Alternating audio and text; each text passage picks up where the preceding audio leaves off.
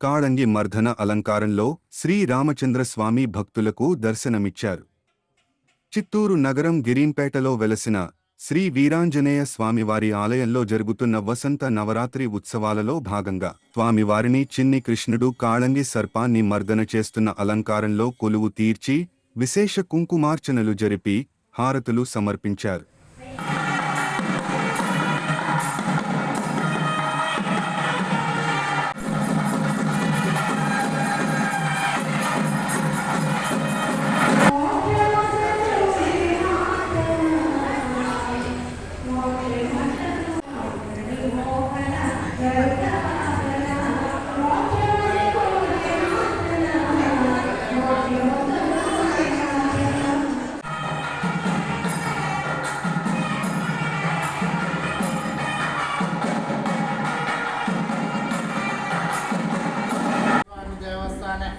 शरण नवरायण मावा गोविंदायन मावा गोविंद्र वल्लभायन मावा शोधनायन मावा महान